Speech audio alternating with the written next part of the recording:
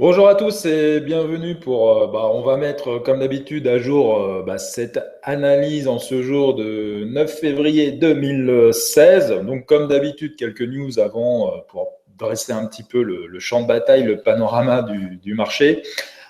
Alors, on est toujours avec notre Chine. La Chine qui pose beaucoup d'inquiétudes et qui pèse sur le pétrole qui s'arrête plus de s'enfoncer. Hein, on est toujours autour des 30 dollars. Bon, j'ai pas regardé dernièrement. Mais depuis quelques jours, il y a d'autres mauvaises nouvelles qui s'accumulent. Hein. Bon, les indices actions qui continuent de dévisser. Et la Grèce qui revient, qui refoue un peu son bordel en raison du système de retraite, je crois. Bon, j'ai pas vraiment suivi. Donc comme ça, quand ça se calme un petit peu au niveau de la Chine, puisque c'est en ce moment le nouvel an chinois, il y a toujours une mauvaise nouvelle qui prend le relais et qui est un bon prétexte pour faire baisser le marché. Et donc le pétrole en pâtit. Nos matières premières, on le sait, sont quand même corrélées au pétrole en partie. Et donc, ça nous arrange vraiment pas tout ça. Donc, en plus, il y a un contexte quand même politique qui est pas facile, hein, parce qu'on sait que les élections américaines s'approchent. Et généralement, c'est pas des périodes très favorables à la montée des marchés. Et en plus, au niveau européen, on a ce fameux référendum anglais sur le maintien de l'Angleterre au niveau de l'Europe, hein, de l'Union européenne. Et donc, ça inquiète un petit peu les marchés. Alors moi, perso, ça ne me dérange pas que les Anglais se cassent parce qu'ils nous font chier. Mais sur le plan économique, c'est pas un bon point d'après le marché. Et donc, ça pèse sur les cours, évidemment, en Europe. En plus, sur le marché des grains, eh bien, les bilans s'alourdissent. Hein. Je crois que France Agrimaire a annoncé des stocks en hausse encore en début d'année. Donc voilà, un contexte défavorable, des cours qui n'en finissent pas de baisser, hein, avec une accélération ces derniers temps. On va regarder ça. Mais avant, vous pouvez toujours télécharger, donc vous appuyez sur le i, où vous retrouverez le lien juste en dessous de la vidéo. Donc faites-le tout de suite, comme ça c'est fait, vous ne l'oublierez pas. Mon e-book sur l'anticipation des tendances des cours. Donc voilà, c'est un petit e-book qui vous permet de vous donner quelques points, quelques astuces pour anticiper les cours. Donc, si ça vous intéresse, téléchargez-le. Si ça ne vous intéresse pas, vous téléchargez-le pas du tout. Donc, on va commencer. Donc, je vais partager mon écran et ça va vous permettre donc de voir l'analyse. Donc, j'espère que ça va bien s'afficher chez vous. Donc, comme d'habitude, on commence par le mensuel. Alors, comme je la fais en direct avec vous, hein, comme ça, moi, je perds pas de temps. Et puis, au moins, vous voyez, je triche pas. Je fais tout en direct, enfin, dans les conditions du direct, on va dire, puisque vous allez revoir uniquement le replay, forcément. Et donc, je vais commencer par les supports et les résistances sur l'unité de temps mensuelle. Donc, une unité de temps très importante, hein, puisqu'elle définit le long terme. Hein, on va dire, on voit un horizon, on va dire, à peu près sur 24 mois, à peu près 2 ans. Quoi, donc, c'est vraiment notre niveau, c'est quand même du assez long terme. Et donc, qu'est-ce qu'on voit sur cette unité de temps? Eh ben, on voit des choses qui deviennent franchement inquiétantes. Alors, je vous ai dressé une première résistance à 180 €, hein, mais bon, aujourd'hui, on en est loin. C'est presque même un prix qui pourrait faire rêver certains, je pense. Mais on n'en est plus ici. Donc, second niveau important à regarder aujourd'hui, c'est le niveau que je viens de dessiner en vert, hein, le niveau support, qui est le niveau à peu près des 155 euros. Alors, je rappelle, on est en échéance mars 2016. Alors, c'est vrai que l'échéance commence à approcher de sa fin. J'aurais pu passer sur le mai 2016, mais bon, l'échéance est encore un peu active. Donc, j'ai décidé de quand même rester sur cette échéance, parce que c'est quand même l'échéance rapprochée. Et donc voilà. Donc, j'aurais pu effectivement aussi prendre le mai 2016. C'est un choix en fait, hein, que j'ai fait. Donc on est clairement sur le support. Donc là, ça va être très intéressant parce qu'on est quand même sur un niveau clé, hein, qui a déjà été travaillé plusieurs fois par le passé. Hein, je peux même étendre, je pense, un petit peu à gauche. On voit que le niveau a été travaillé plusieurs fois ici. Depuis 2006, hein, encore une fois ici, 2008, une fois en 2009, encore une fois ici en 2014. On a fait une mèche, on est venu ici, début 2015. Mi-2015, on a repassé par en dessous ce niveau-là. Et là, à nouveau, début 2016, on est sur ce niveau-là. Alors attention, évidemment, aujourd'hui, si on casse, ça risque de devenir dramatique parce que si on casse, évidemment, on va aller droit en dessous. Et droit en dessous, c'est quoi le prochain support en mensuel? On n'est pas encore là, mais c'est 120 euros la tonne. Alors pour l'instant, pas de panique, hein, parce que généralement, quand on a un support, on peut légitimement espérer un rebond. Hein. On voit que généralement, dès qu'on frappe un niveau, on se retourne au moins temporairement sur ce niveau-là. Donc on peut espérer quand même que les cours vont bondir à partir de ce niveau-là. Ça garantit pas un retournement de marché, mais ça peut nous amener un peu d'air frais, nous ramener un peu plus proche des 180 euros, on va dire à moyen terme. Donc c'est vrai que pour finir la campagne là, en mai, ça va être dur, franchement, d'espérer un retour vers la prochaine résistance qui est 180. Bon, après, on sait que les marchés, ça peut vite se retourner. Il suffit d'un événement majeur, plus peut-être au début de printemps, des conditions climatiques qui font qu'on peut avoir des doutes sur la prochaine récolte et ça peut partir dans l'autre sens. Mais on n'en est pas là. Et donc aujourd'hui, on est vraiment sur ce support-là qui, j'espère, va tenir. En tout cas, si vous êtes plutôt céréalier et que vous avez encore des stocks, c'est vrai que là, ça va devenir un peu stressant hein, si les cours viennent chatouiller en dessous. Hein, et on sait que le marché aime bien titiller les gens qui sont en position défavorable, qui sont en stress. Donc on peut s'attendre dans la suite du mois de février aller en deçà des 155 euros. Ce qui va compter, c'est la clôture, bien évidemment, mensuelle. Hein. On le voit ici, hein, sur le dernier chandelier qui a testé ce niveau-là. Bon, on est quand même passé tout proche des 140 euros. Bon, et après, on a réussi à récupérer, on a réussi à remonter quand même correctement et faire une grosse remontée à la suite du mois, quoi. Donc pour l'instant, on n'en est pas encore là. On verra bien le scénario. En tout cas, ce que je peux dire également, s'il y a des éleveurs qui nous écoutent et ont besoin d'acheter de l'alimentation pour leur bétail ou leur élevage, là, clairement, vous avez un point clé d'achat. Donc, à vous de voir si vous voulez acheter sur ces niveaux-là, si pour vous c'est rentable ou pas. Donc, à vous d'utiliser le marché cette fois-ci à l'envers, on va dire des producteurs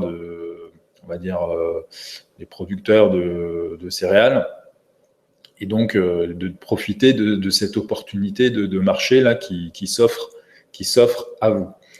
On va passer, j'ai pas grand-chose à dire. Bon, les MACD, on voit que ça se croise, ça se décroise régulièrement. c'est un peu bizarre bon, à analyser ça. On est dans le croisement, le non-croisement. Bon, pour l'instant, les non-croisements ont toujours permis de faire rebondir le marché. Hein, on le voit ici. Hein. Encore une fois ici. Hein, ça nous a permis de repasser la barre des 200. Et là, bah, pour l'instant, on est encore dans l'expectative. Est-ce que ça va croiser à la baisse ou est-ce que ça va pas se croiser et encore repartir à la hausse, ce qui nous permettrait finalement de rebondir. Alors c'est vrai que si on analyse l'histogramme, c'est vrai qu'on a connu un pic ici. Là, on est plutôt dans les bas. Est-ce qu'on va inverser la tendance? Pourquoi pas? C'est encore dur à dire, mais en tout cas, au niveau timing, c'est vrai qu'on peut espérer peut-être un retournement temporaire des cours, vu l'histogramme, l'indicateur. Mais bon, l'indicateur, ça ne fait pas les cours. Si on veut jouer une note positive, ça serait que au niveau de l'indicateur, on peut espérer un renversement haussier de l'indicateur qui pourrait pousser les cours un peu à la hausse. Voilà. Bon, après, à confirmer sur les unités de temps inférieures, c'est ce qu'on va regarder finalement tout de suite. Alors, on va passer en hebdomadaire, tout simplement. Alors, qu'est-ce qui se passe en hebdo? Alors, on va reprendre nos niveaux, hein, comme d'habitude. Hop. Donc, j'en dessine un premier, je vais le faire à peu près droit. Donc, on retrouve un petit peu notre niveau des 180, là, ici. Hein. On l'a frappé ici, encore ici. Bon, pour l'instant, c'est pas trop le sujet, hein, de toute façon, parce que fatalement, on est plutôt sur la position basse du marché. Et donc, on voit que là, on retrouve notre fameux niveau en mensuel. Alors ici, on n'est pas à 155, on est plutôt sur 150. Ça s'affine un peu. Donc, on l'a testé là, à nouveau ici. Là, on n'en était pas loin, on l'a testé ici avec succès, et là, on en est vraiment très proche. Donc, pas grand-chose à dire, hein, seulement que c'est cette zone des 150, 155, 145, 155, on pourrait dire, est vraiment une zone stratégique et qu'il va falloir surveiller ça de près ces prochains jours, voir ce qu'il se passe. Donc, pour l'instant, au niveau, on va dire, hebdomadaire, pas grand-chose à dire. On a toujours notre tendance baissière hein, qui est à l'œuvre maintenant depuis 2012 environ. Donc, alors, on peut dessiner évidemment ce qu'on appelle la médiane, hein, c'est-à-dire le milieu. Ça va peut-être nous aider. On voit qu'on a une barre comme ça un petit peu. On pourrait en avoir une autre, on va dire. Alors attendez, hop, je vais essayer de dessiner vite fait. Voilà. Donc on voit qu'on a un cadrage des cours un petit peu comme ça. Et que c'est très intéressant parce que finalement, vous voyez, sur ce point-là, on a en fait le cadrage baissier qui vient en fait se croiser avec le support. Et donc effectivement, on a quand même deux niveaux là très forts qui viennent en support des cours. Et donc on peut espérer que les cours vont plutôt rebondir sur cette base-là. Après, voilà, rien ne dit. Si jamais on passe sous ce cadrage-là, on sera probablement vers ces niveaux-là, quoi. Donc voilà, on n'en est pas encore là. Au niveau de l'indicateur du MACD, on voit aujourd'hui, il n'y a pas encore grand-chose, entre guillemets, à espérer. Sauf que on a quand même tracé, entre guillemets, on va dire, une divergence entre ce point-là et ce point-là et ce point-là. Pour l'instant, ça n'a pas l'air de vouloir se confirmer. Mais bon, à suivre. Donc, à suivre la dynamique du MACD. Ça fait longtemps que je n'ai pas fait un point sur comment dire, entre guillemets, tout ce qui est entre guillemets, les cycles qu'on pourrait faire d'ailleurs. Donc, si on prend ce cycle-là, je le dessine comme ça. Alors, j'arrive pas à le déplacer. Bon, aujourd'hui, on voit qu'on est à peu près. On avait dessiné ensuite ce cycle-là. Alors, vous voyez, je suis en direct, donc c'est pas forcément super juste. On était ici, à peu près. Bon, on voit que globalement, si on dessine les plus bas, voyons voir ce que ça donne. Alors, je fais ça un peu à l'arrache, donc forcément, c'est peut-être un peu moins juste que ce que je pourrais faire d'habitude. Bon, là, ça a l'air de marcher. Là, ça a l'air de marcher.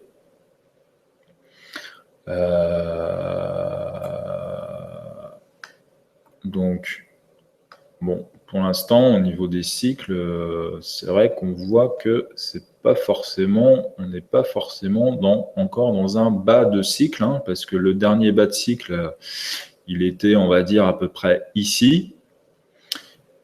Et donc voilà. Alors, ce qui est intéressant, c'est que quand on commence un bas de cycle, entre guillemets, on commence par une remontée. Donc, on peut peut-être espérer, comme ici, on peut anticiper peut-être qu'on est sur un bas de cycle.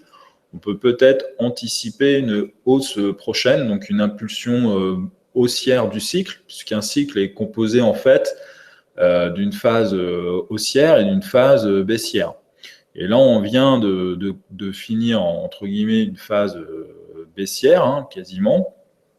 À voir si on peut encore, si ce point-là est vraiment le point bas du cycle ou pas. Mais en tout cas, on peut espérer dans les semaines à venir la phase haussière du prochain cycle. Donc, on peut être un peu plus optimiste. Donc voilà, donc c'était juste pour vous montrer un petit peu le timing des cycles. D'ailleurs, j'avais fait un webinaire sur ce sujet-là il y a quelques années. Donc peut-être que je le remettrai en téléchargement, il est toujours valable. Peut-être que je le remettrai en téléchargement prochainement si ça peut vous intéresser. On va passer maintenant à l'analyse journalière. Donc, hop. Et donc, en journalier, c'est un peu, on a l'impression que depuis quelques jours, la baisse s'accélère. Alors, on va regarder ça tout de suite. Alors, qu'est-ce qui se passe? J'arrive pas à dessiner. Voilà. Ça vient tout seul. Hop. Donc, on va dire que le dernier plus bas qui a été tracé de manière bien visible, c'est les à peu près 173 € de la tonne. On a un niveau ici à 100 vers 168, parce qu'on a un gap à ce niveau-là, et puis on a rebondi, on a fait un beau pullback derrière pour ensuite bien redescendre. Et donc, on voit vraiment une accélération des cours. Et on voit que quand on regarde sur la gauche, il n'y a plus rien qui nous ralentit en termes de support. Et donc, les cours descendent encore beaucoup plus rapidement que par le passé, c'est-à-dire depuis, on va dire, depuis novembre. On voit qu'il y a une nette accélération là des cours depuis on va dire mi-janvier. Et donc la bonne nouvelle, c'est que cette accélération des cours va permettre d'épurer le marché rapidement. Bon, par contre, c'est stressant et on ne connaît pas le fond, quoi, hein. C'est ça qui peut être un peu déconcertant. Bon, par contre, une accélération de marché, souvent peut annoncer une fin de mouvement. Et donc, par conséquent, peut-être qu'on n'est pas loin du bout du tunnel. Le problème, c'est qu'on ne sait pas où le tunnel va aboutir. Donc ça, c'est un peu l'inconnu. On a une petite idée parce qu'aujourd'hui, on voit au niveau mensuel, hebdomadaire, qu'on a un gros support autour de la zone 145, 155. Donc, il va falloir surveiller ce qui se passe sur les cours à ce niveau-là. Donc, en journalier, voire sur des unités de temps un petit peu plus petites. Bon, là, il n'y a pas grand-chose à voir. On voit que le mouvement, depuis novembre, avait été très, très serré dans sa tendance. On voit un alignement, presque une droite parfaite, là. Donc, assez difficile de se positionner en journalier sur un tel mouvement. Et depuis qu'on a enfoncé les 168 €, on voit une accélération du mouvement. Et là, c'est vraiment le couteau qui tombe. Donc attention, très dangereux de le ramasser pour éventuellement spéculer à la hausse. Moi, j'éviterais de m'y embarquer quand même, parce que la volatilité peut en termes de risque, être importante et donc être mentalement difficilement soutenable. On va regarder, il n'y a pas grand-chose de super intéressant. Donc, on regarde le MACD, bon, on voit, il n'y a rien pour l'instant, pas de divergence, rien. Donc, pour l'instant, rien à se mettre sous la dent en journalier. Donc, pour l'instant, rien qui peut ralentir pour l'instant les cours. Donc voilà, bon, on voit que malgré l'impulsion haussière des cours ici, ça peut empêcher le marché de descendre. Alors ça l'a légèrement ralenti, mais je dis bien très légèrement ralenti. Donc on voit très bien qu'au niveau des impulsions haussières de l'indicateur, que le comportement des cours est clairement baissier. Donc, clairement, ce sont les opérateurs qui jouent la baisse, qui ont la main sur le marché. Et donc, on peut même voir quasiment un vent de panique sur le marché avec l'accélération de la baisse. Et donc, ce mouvement devrait, à mon avis, se poursuivre encore peut-être quelques jours. Donc, on va passer maintenant en intraday. Donc, sur les unités de temps, 2 heures et 30 minutes. Je vais commencer évidemment par le 2 heures. Alors, je ne sais pas ce qui se passe sur mon ordi, mais voilà, j'ai quelques difficultés. J'espère qu'il ne va pas planter. Donc, voilà. Donc, là, on est sur le 2 heures, donc le 120 minutes. Donc, on voit toujours cette grande tendance rectiligne, dont on parlait tout à l'heure en journalier, qui est, bon, là, on voit plus, on va dire, les oscillations des cours, on voit plus de détails, donc c'est intéressant. Donc, on retrouve bien notre niveau à environ 168 € de la tonne. Et bon, voilà, ça, c'est le dernier, on va dire que c'est le dernier support qui a été travaillé, on va dire, de manière significative. Puisqu'on a 1, 2, si on compte le gap ici, 3, et le pullback, 4 contacts successifs. Le dernier plus bas, on a fait ici. Voilà. Et donc, depuis, les cours qui n'arrêtent pas de dégringoler. Donc, vraiment sévèrement. Alors, qu'est-ce qu'on peut dire encore ? Bon, on peut dire qu'on avait à peu près un mouvement, on va dire, à peu près comme ça, de tendance dans un premier temps. Paf. Donc, si on le met par le haut, ça guide bien les cours. Alors, je vais enlever ça pour la visibilité des cours.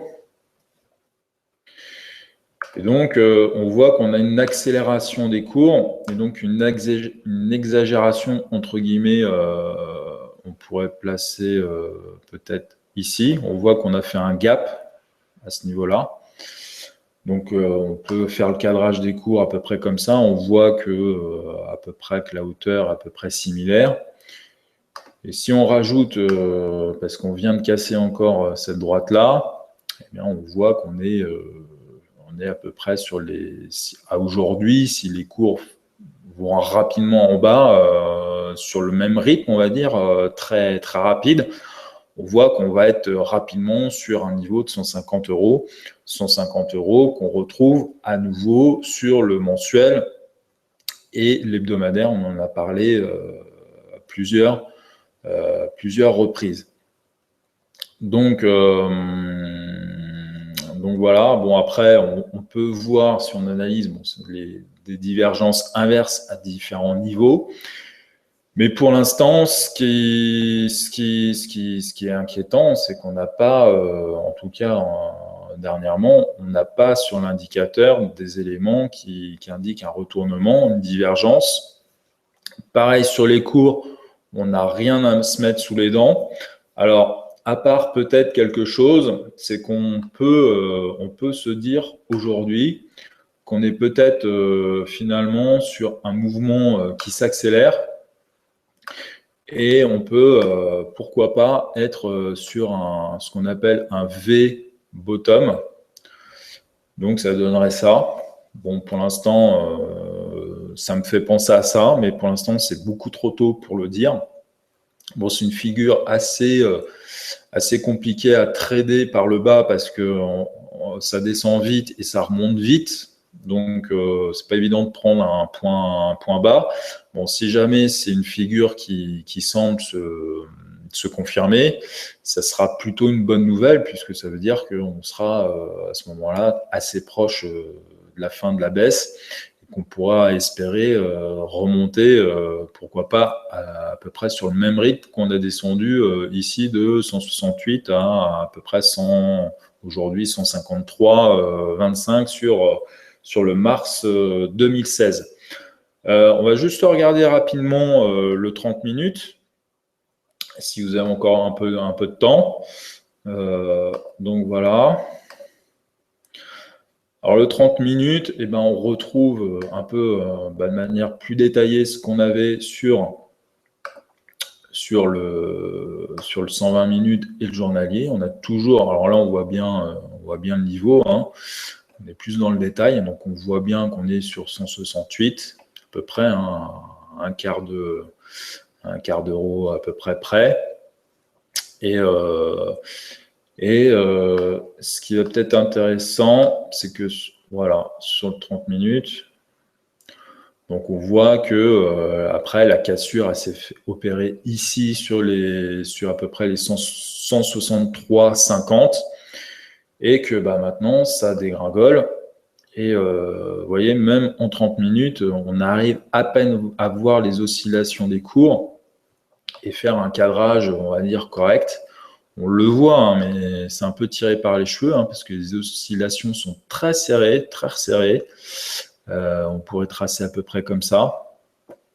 Et donc, on voit qu'on est quand même sur une pente bien appuyée, malgré le fait qu'on soit quand même sur des unités de temps très petites. Hein, on est sur le 30 minutes. Hein.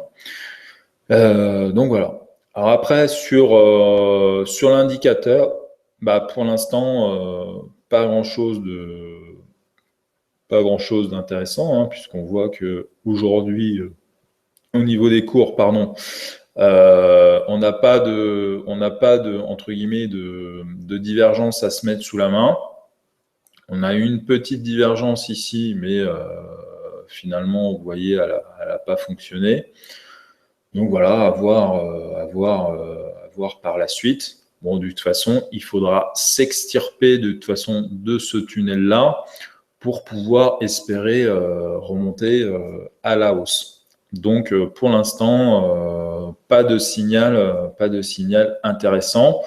Alors par contre, à surveiller cette semaine ce qui se passe justement sur ce cadrage-là de ce canal baissier ici. voir si jamais on s'extirpe pas du canal, surtout sur les niveaux, on va dire 150, 145, des niveaux où on a vu que sur les unités de temps longues, on a des supports quand même importants. Donc voilà pour cette analyse. Donc si vous voulez avoir les prochaines, abonnez-vous en fait à la chaîne YouTube. Puis pour conclure, je dirais soyez autonome, soyez indépendant, et puis devenez vraiment libre dans votre commercialisation. Et moi je vous dis à bientôt pour un prochain suivi sur le blé. Au revoir.